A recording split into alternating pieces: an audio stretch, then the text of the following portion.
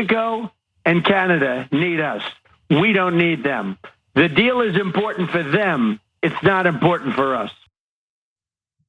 And he's gonna do the deal with Canada because he just likes him so much. He doesn't benefit in any way. It's all Canada. So that's BS, obviously. And so meanwhile in Canada, we're trying to work through this trade thing. They've got their own domestic political concerns that we're gonna run through or whatever. But like I see, since I'm not working for Trump, the billions of dollars that we're losing because Canadians don't want to buy our products. They don't want to visit here. I think that's a bad thing. I don't like seeing this fissure between us. That's why a few weeks back I wrote about it on my Substack. I don't hate Canada, no matter how much Donald Trump wants me to. But across the border, Canadian politicians are involved in their own internal arguments about what exactly to do about Donald Trump.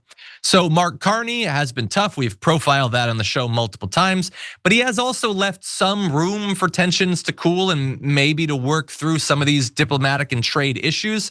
His top political rival, Pierre Poilievre, I believe it's pronounced. I'm not great with the pronunciation, but I think Poilievre's not bad. He is goading Carney to go harder against Donald Trump and the US. So in a letter to Carney that was shared with reporters, Poilievre and his Canadian-US relations critic, Shuvaloy Majumdar, said Ottawa has given in to several of Trump's demands in the last year.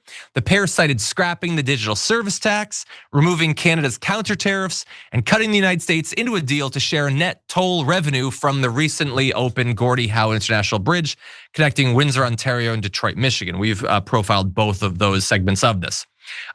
Poilievre is arguing that Canadian job losses prove that Carney's no deal is better than a bad deal claim is failing and wants Carney to try this instead. So the Conservatives reiterated their call to strengthen Canada's negotiating position with the creation of a strategic reserve of critical minerals, which would be open to countries that provide tariff-free access to their own markets. So trying to generate a little bit of leverage in terms of access to resources that we might need. This debate comes as a new round of 50% US tariffs on a range of Canadian goods is set to take effect on August 19th. Those were announced about a month ago. We profiled that at the time.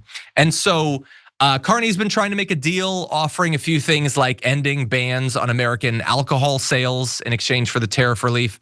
The Canadian side is considering lifting retaliatory tariffs on US cars and making some changes on dairy. But in return, they want those new 50% tariffs to be taken off, which I think seems pretty reasonable. I don't know which of these strategies is best at this point, JR.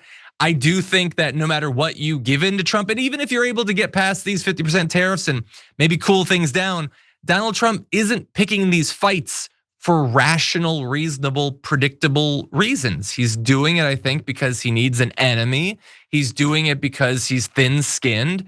I don't think that either of these men are gonna be able to just get rid of the fight altogether.